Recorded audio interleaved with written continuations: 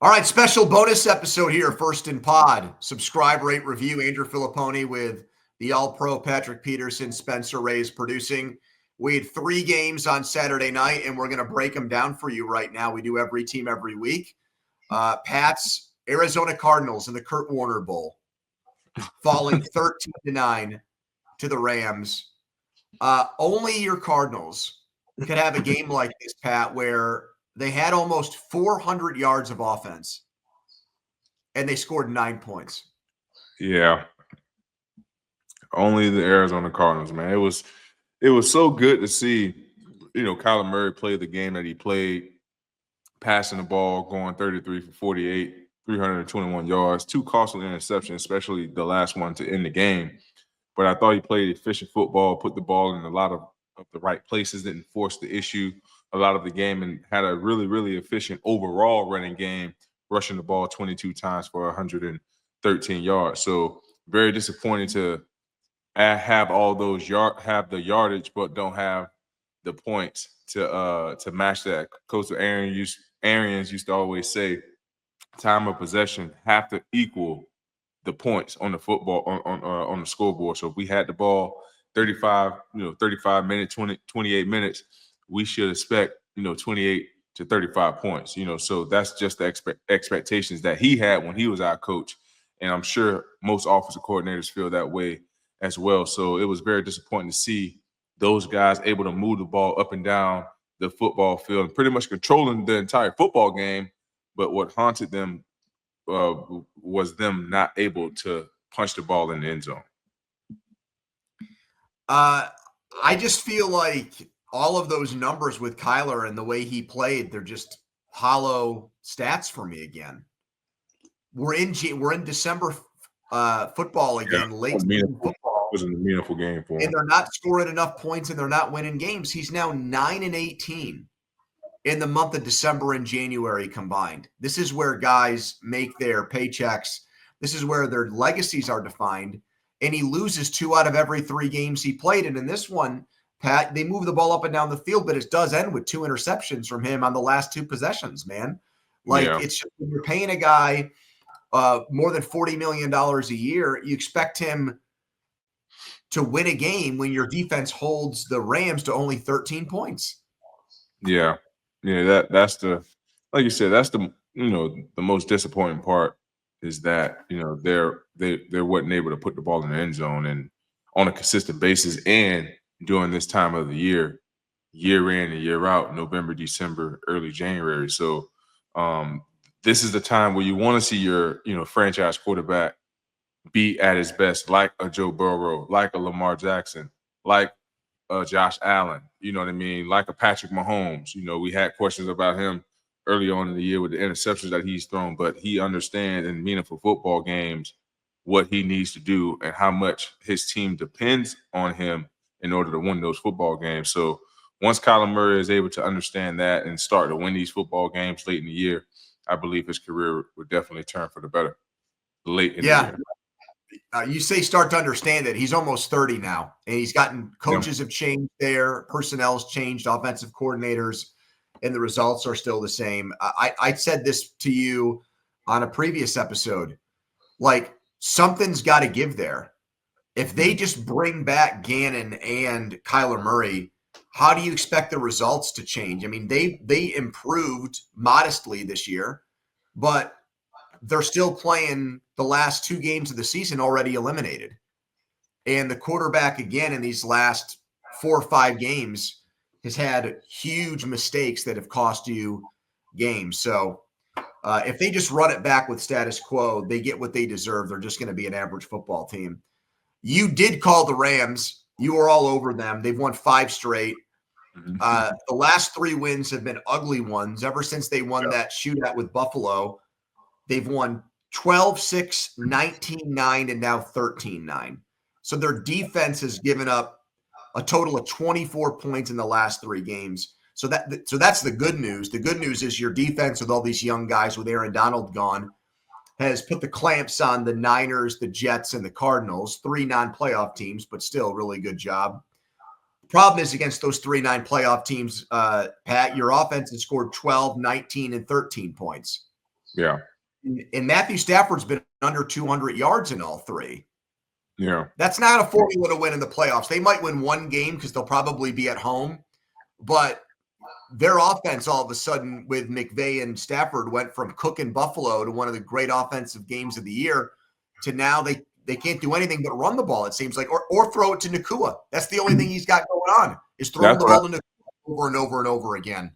That's exactly what I was about to say. He needs a more from his support cast, from his pass catchers, because there's no one else making plays outside of Cooper. You know what I mean? So we need to see more from Cooper, Higbee at the tight end position. Williams have been running the ball very decently well over the last 4 or 5 weeks. Didn't really hit his benchmark this tonight, with ending tonight only with 56 yards. But for the most part, that's what Matthew Stafford, Sean McVay, and the Los Angeles Rams need at this point. They need someone else besides Puka Nacua and Williams running the football and catching the football in order for this team to do some real damage in the playoffs. Maybe Kupp's starting to have the injuries catch up to him, Pat, because that's one of his guys. I mean, he won Offensive Player of the Year and Super Bowl MVP with him, and he's been nowhere to be found these last few games. So here is the weird tiebreaker for the Rams to clinch before they play Seattle next week. They need, on Sunday, they need, from this group of 5 games, Pat, they need 3 of these teams to win. Tell me if you think it's going to happen. Okay. They need Minnesota over Green Bay. They need Buffalo over the Jets. They need the 49ers over the Lions. They need the Commanders over the Falcons. And they need the Browns over the Dolphins. They need 3 wins from that list of 5 teams. It's very possible. And I don't see what was the first game again? Minnesota over Green Bay. That's a tough one. That's going to be a toss-up. So what was the next game? Bills Jets is a lock. Yeah, Bill Jets, Bills win. So that's the one. Commanders Atlanta. I like Commanders. Lions. Yeah, I don't like 49ers over the Lions. I like Commanders over Atlanta. And the last one's Cleveland over Miami, and now Tua is out with his hip injury. Exactly, and I like Cleveland over the Miami Dolphins. So yeah, I believe it's going to happen. So then that would clinch it, and even though Seattle is 9-7, they would have nothing to play for as far as the division is concerned.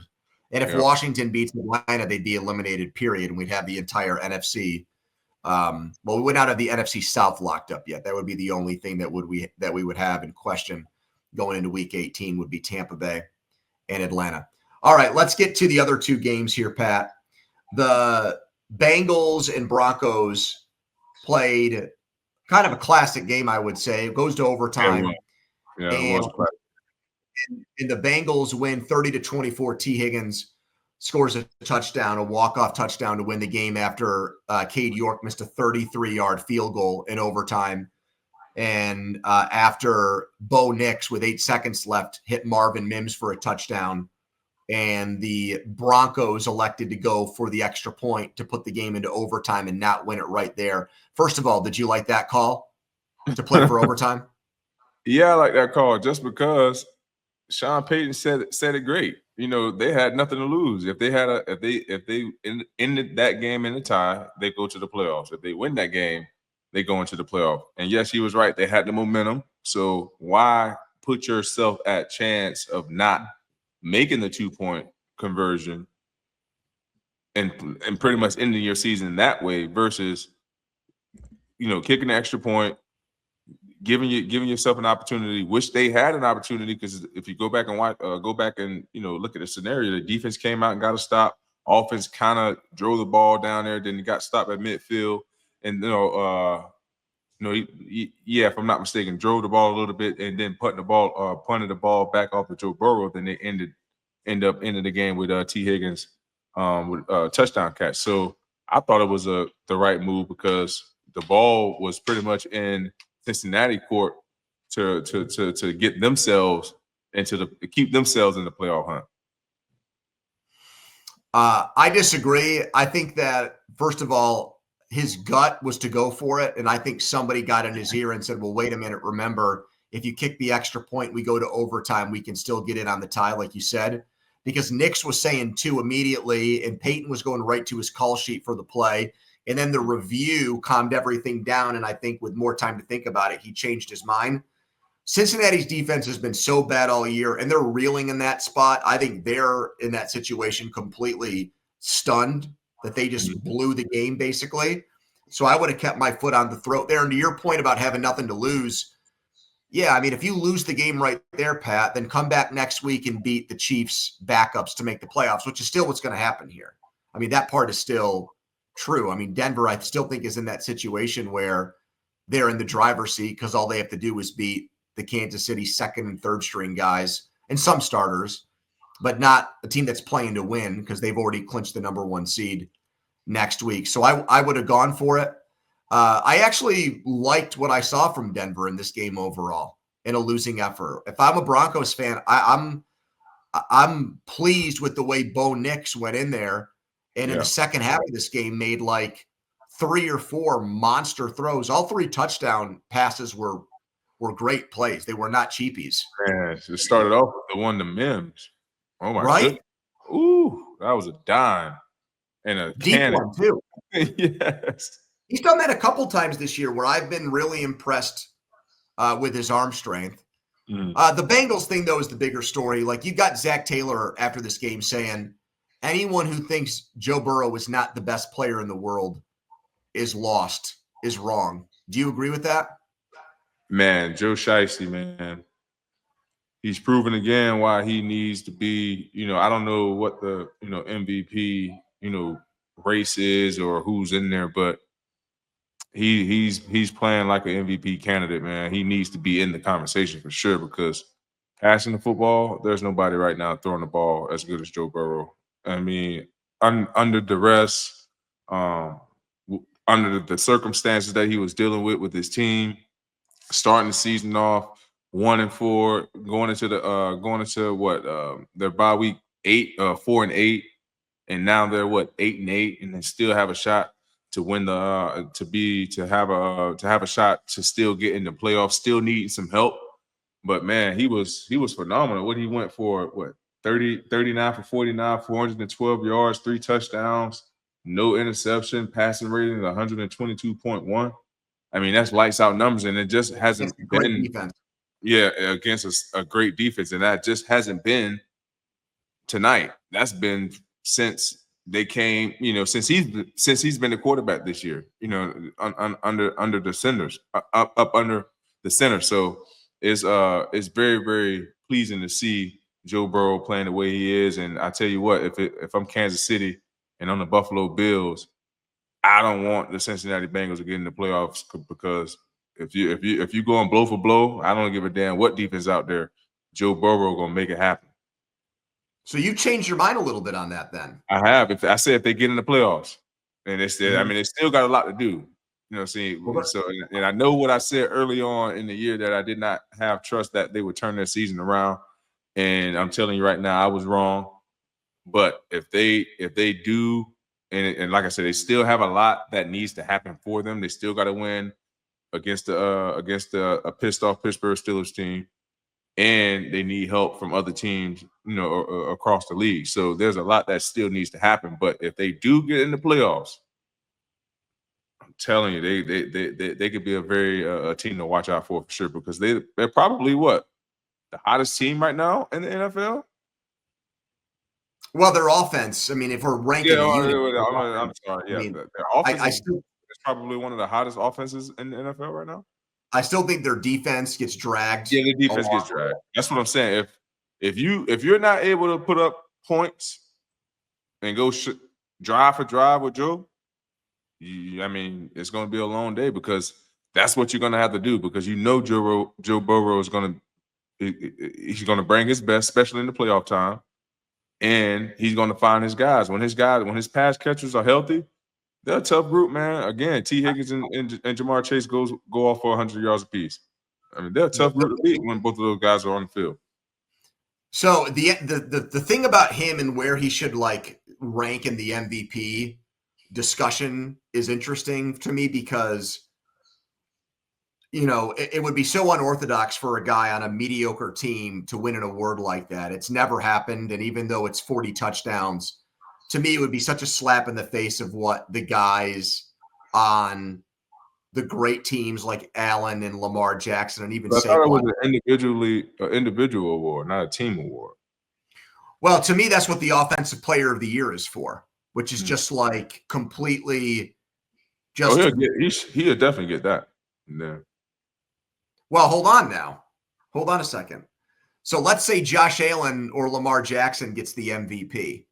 Mm-hmm. If you give Burrow the offensive player of the year award, that means Saquon just got frozen out of everything. Oh, yeah. You're right. And he's going to go over 2,000 yards. Yeah, Joe going to miss it then. Joe's going to win comeback player of the year because he got hurt last year. And that's going to be the award they give him for coming back from injury. And I wish you could have something more, but just guys are having remarkable seasons this year. Yeah, guys are having a crazy year this year. It's like the year Lamar is having. I mean, it's hard to top that. Saquon is running the ball out of his mind. And here's something for the Josh Allen advocates. If I were trying to make an argument against why he, not just because his team is better, that he's had a better year, period, than Burrow. Josh Allen isn't throwing the ball to Jamar Chase and T. Higgins. Nah. I'd like to see him with those two receivers. Cooper went there and has done okay, not great. Stephon Diggs went to Houston. Keon Coleman's had kind of a down year. Kincaid, the tight end, has been hurt. He doesn't have the weapons that and Lamar Jackson's got Derrick Henry. And the other thing I'll just say about Cincinnati this year, and yeah, their defense has let them down and their special teams has sucked. We saw the kicker again in this game. And I don't think Zach Taylor really helps out Joe Burrow at all times either. The game management stuff at the end of this game clearly cost them and almost blew the game. Dude, you start slow every year. And that's the one bugaboo for him. It takes him 2 or 3 games to get his shit together. They started 0-3. You mentioned they were 1-4. They lost to Kansas City and Washington. I guess there's no shame in either one of those losses, Pat, because Kansas City's 15-1 and Washington's had a really good year. They lost to New England in week 1 and scored 10 points. There's your season right there. You had a home game against an absolutely awful team, and you weren't ready to play. And all these games count. This isn't the college football playoff or whatever. There's not a committee that's trying to make excuses for you or trying to come up with reasons to put you in or take you out. It's just, what's your record? And they lost that game. And to me, they got no one to blame but themselves here because of that. I agree. Yeah, 100%. Nobody to blame but themselves because they put themselves in this hole. Like you said, the defense have been atrocious for the majority part of the year. They started to play a little bit better for the most part. This 3-game stretch, and special teams have completely let them down.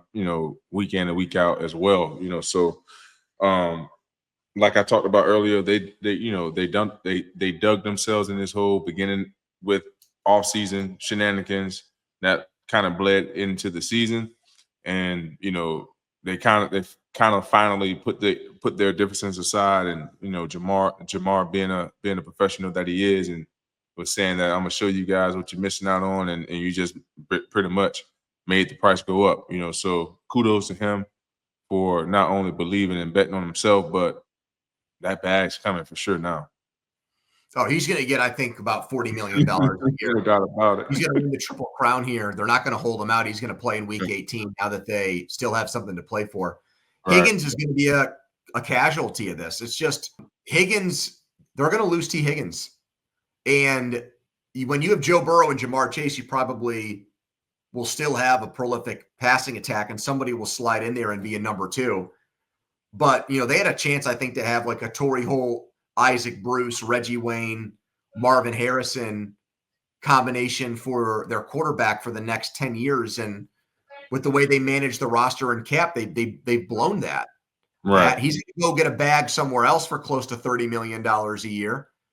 It doesn't seem like there's really any traction on them getting a contract done. Burrow has said things publicly to try to make impassioned arguments for Higgins, but It sounds like he's off to the highest bidder. I don't blame him for that. I blame the organization. They should have found a way to keep all three guys. You could do that in this. I mean, salary cap's big enough.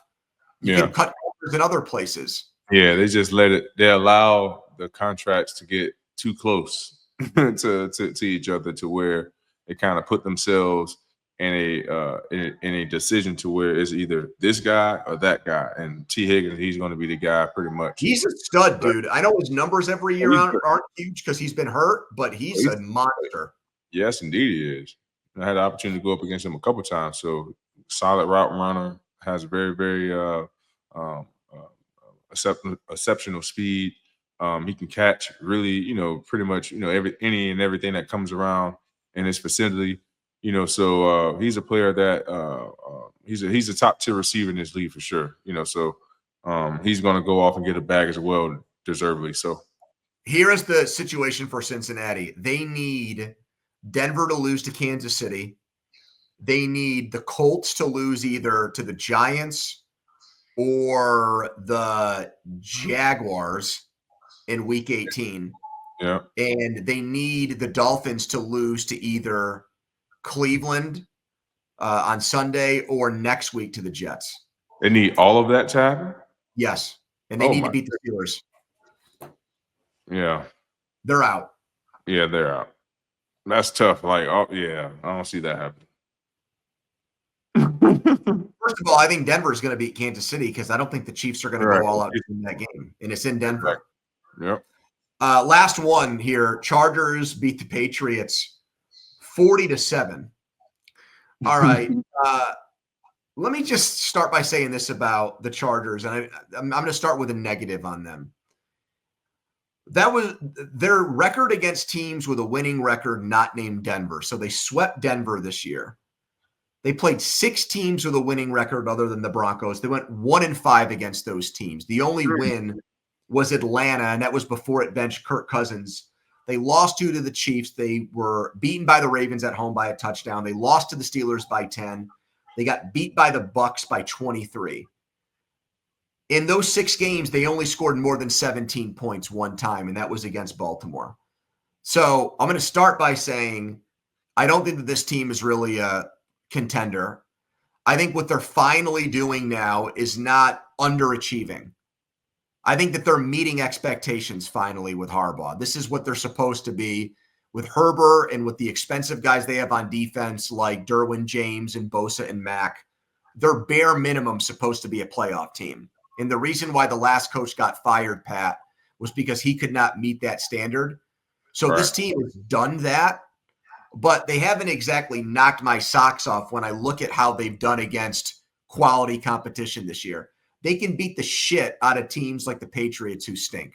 So give them credit for that. Like that is part of being a good team is you don't slip on the banana peel 3 or 4 times a season and beat yourself against bad teams.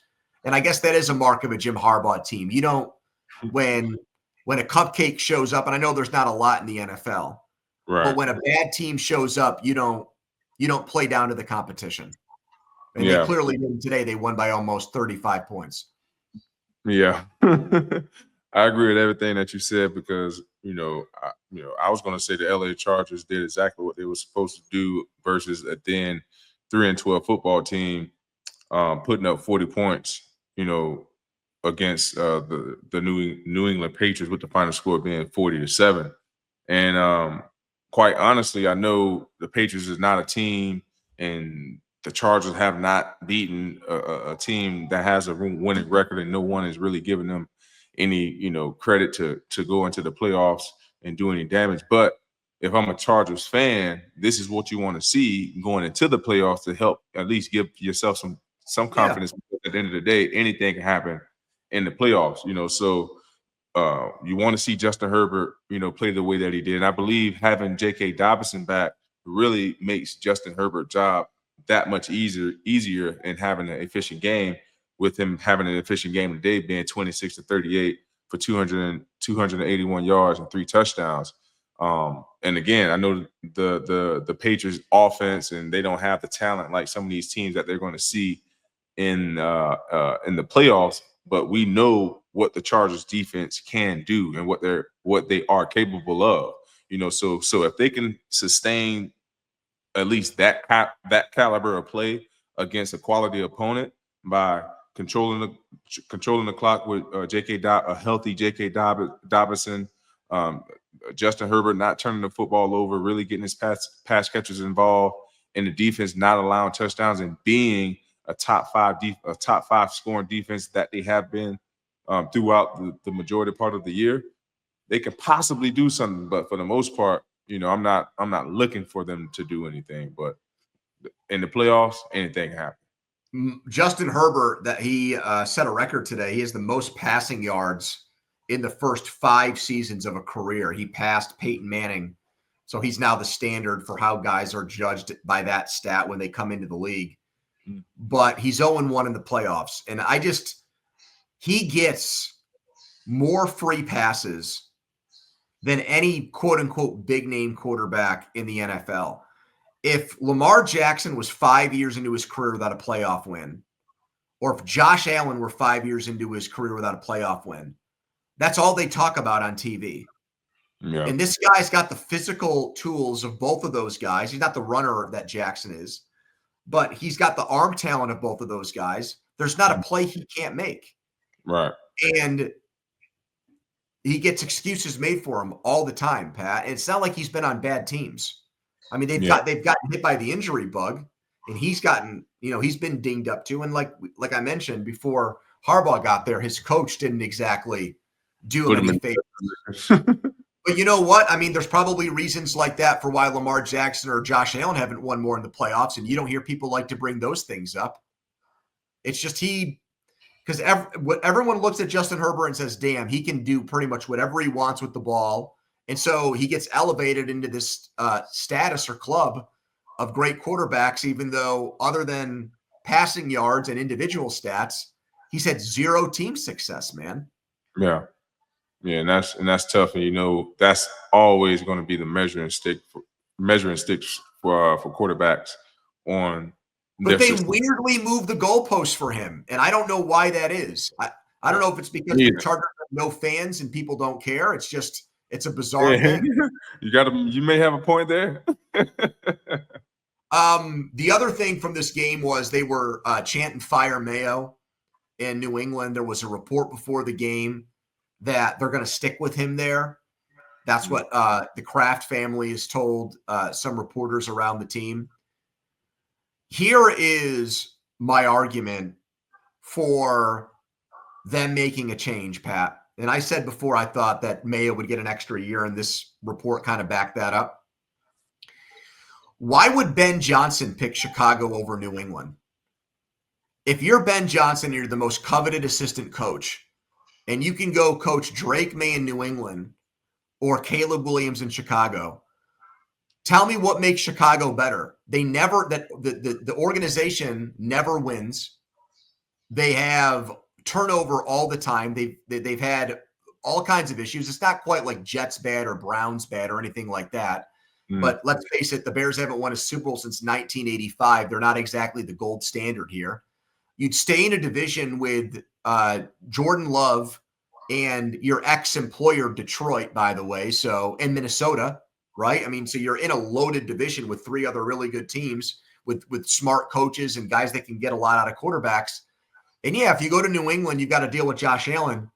But Johnson was hired in Detroit by Matt Patricia. That's how he started there. He was inherited by Dan Campbell. Dan Campbell didn't hire him.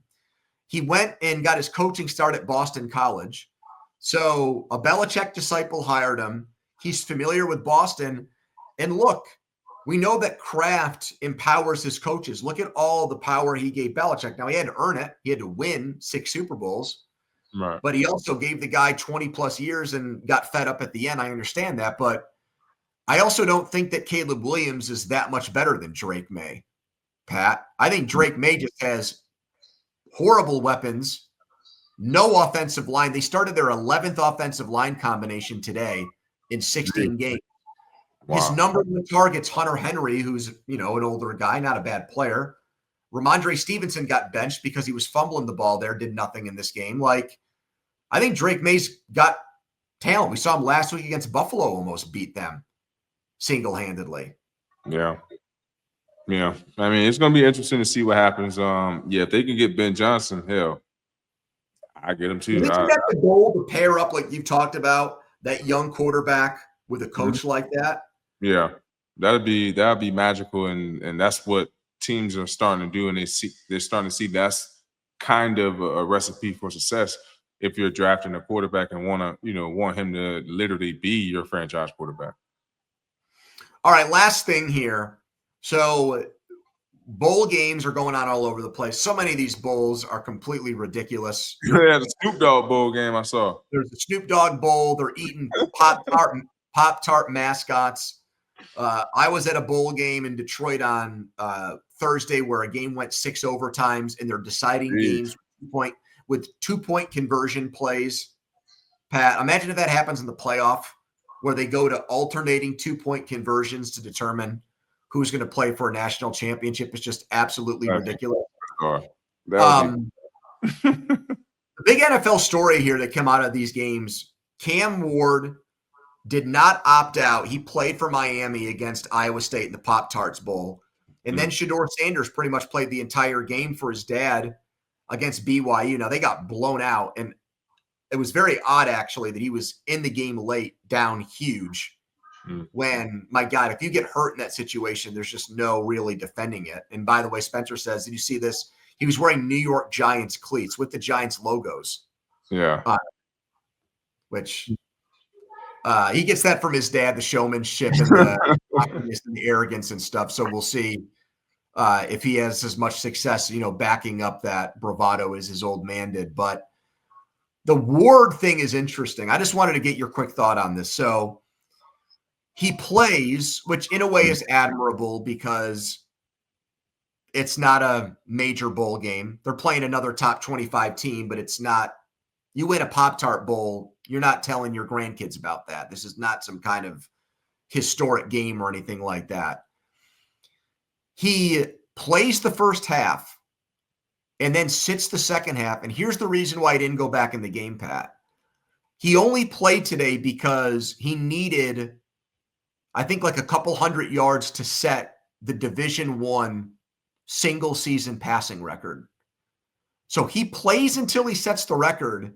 It's like a 3-point game. And then he just pulls himself from the game. So I'm curious what your reaction is to a guy that basically played just to set an individual record today. And as soon as that was determined, he said, you know what? I'm cool. I'm just going to chill here and watch the rest of the game. And the all-time passing touchdown mark, says Spencer. Yeah. Honestly, man, that shows. Honestly, I would have felt better if he didn't play at all, because I agree with that. That's exactly my take on it. Yeah, either play the whole game or don't play at all. Yeah, because now you're making it seem like it's all about you. You know what I mean? So as a teammate, I would feel some type of way. I feel like Cam is being very selfish, and in that matter, playing the game just to break a personal record or a school record or whatever the case was. But man, these how these kids are nowadays, man. They either can play, they have the opportunity to play, they have the option to play in this game if they want. And I never seen nothing like this before. Although you had a lot of kids opting out of games, for the most part every year, but I've never seen a guy play half of a game or just play enough just to break a personal record. But kudos to him for breaking his record. But if I was his teammate, I would definitely feel some type of way. And with Sanders, the thing that I thought was interesting about how much he played was that if Deion was not the coach of Colorado and he was playing for another guy, like he's playing for Nick Saban, let's say, I don't think he plays in the game at all. Yeah, and that's a total different story, because now, like, if you go back and watch the game, I didn't watch a lot of that game, but I saw, the first quarter, and they interviewed Deion right before the game, and he was very, very emotional about having an opportunity to coach his boys for one last time. So that was a very, very, meaningful game for the Sanders family. So, and he spoke about it regardless, heading into this. He's like, we won't have any guys opting out because we want to make sure that we finish our season off the right way and carry over that momentum. Obviously, they didn't win today, but carry over that momentum into the next season. So I'm watching Travis Hunter catch a touchdown pass down 27-0. Yeah. In the Alamo Bowl, for crying out loud. I'm at a bowl game on Thursday where a wide receiver opted out who's probably not even going to get drafted. And here's a dude. Winner. Right. Oh, man. I mean, honestly, man, I probably would have been the same way, man, because I love the game. What would you have done if you were in the shoes? I probably would have played, to be quite honest with you. Yeah, because I love the game, man, and I grind with these guys since February, March, April, going on to the spring and summer camp, the long meetings, that's what you play the game for those everlasting memories. So for me, if I had the opportunity to walk on the field and play, my last football game, with my brothers, I want to do that because a lot of people don't have the opportunity to go on and play at the big level, at the next stage in their career. And quite honestly, man, a lot of guys live and hold on to the moments being around us, you know what I mean? Telling their family, telling their friends, telling their kids, as they get older, how we were as teammates and things like that. So that's just me, you know what I mean? So other guys think differently, and obviously we see that. But the game is going to be the game. If it's meant for you to be hurt or get hurt, it's going to happen regardless. I don't think the NFL, by the way, like what happened with Ward, I don't think an NFL team will hold that against him at all. No. I think these teams are so desperate to get their quarterback situation right. That would definitely not be held upon against him because he's not going to have that choice to do that in the NFL for the most part. Like now you're in the league, is either you're gonna pay, play, or you're gonna get cut. One or the other.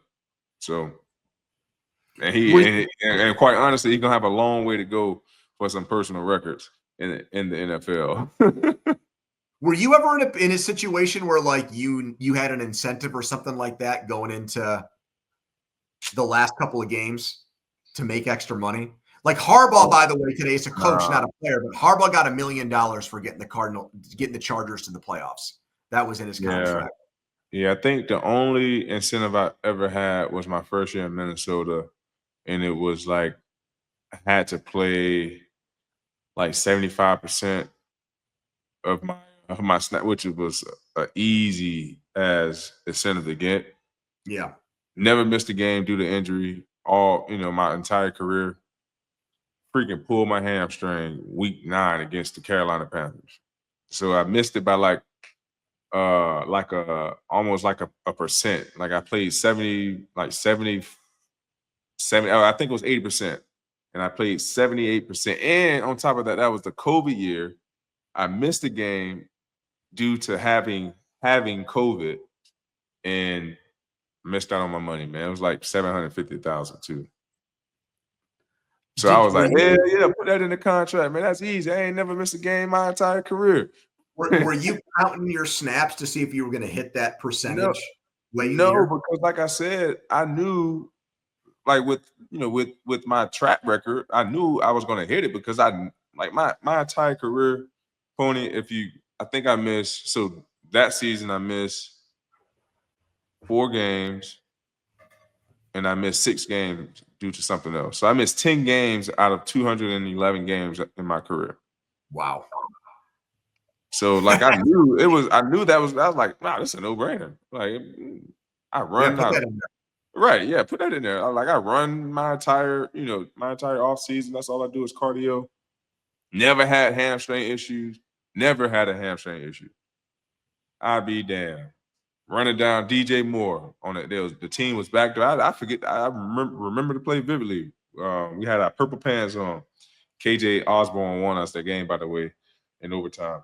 But anywho, DJ Moore, Sam Donald was their quarterback, by the way. DJ Moore on the right sideline. It was backed up, maybe like on the 7-yard line. Second down somewhere in there, and I go up and press because I was off at first, and I saw Sam Darnold kind of look at DJ, kind of checked or something. So I was like, "Oh no, hell no! I'm gonna go up there and press." That's pretty much what I like to do best. Go up there and press. Pretty much shoot them off to the sideline. I go looking for the ball because I hear guys on the sideline yelling "ball," and I kind of like overstrided, and took like an overstride. Until to try to like break up the ball or whatever. And all I heard was, I was like, oh, boom, go down. Like, oh man, this is the worst cramp I've ever had in my life. What the heck is going on? So I call Eric Sugarman. Sugarman was the trainer at the time. I was like, yeah, sure, man, let's go inside, man, get an IV because the game was tight. Let's get an IV. So you're thinking you're cramping or something? Yeah, I'm thinking I'm cramping because, like I said, I never had a hamstring issue. I was like, man, I'm cramping, man. Let's go. Let's get inside. Give me an IV. Go get an IV. Get off the table. Started jogging to the through the tunnel. Took one more step. I said, "Oh, woo! I don't think it's cramp. I don't think it's the cramp." So next thing you know, we get on the bus. And I'm asking everybody, I'm like, man, have you ever pulled your hamstring before? Have you ever pulled your hamstring before? It's like, yeah, man, this is how it's gonna feel.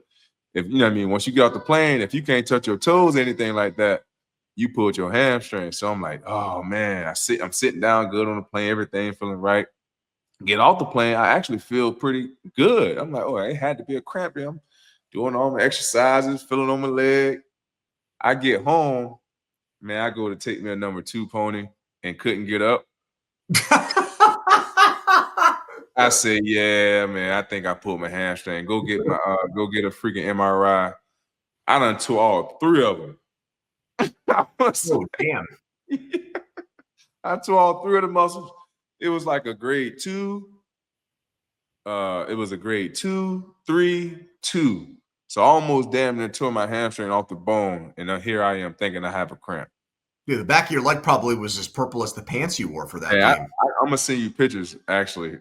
Man, my joint, all that, man, my whole leg was just purple and blue. Damn. It was bad, man. So yeah. Well, happy New Year to everybody out there. We'll get week 17 in, and then week 18 we'll preview all those big matchups as we go into the final regular season week. All right, thanks to Spencer Ray. He's Patrick Peterson. I'm Andrew Fillipponi. This is First and Pod.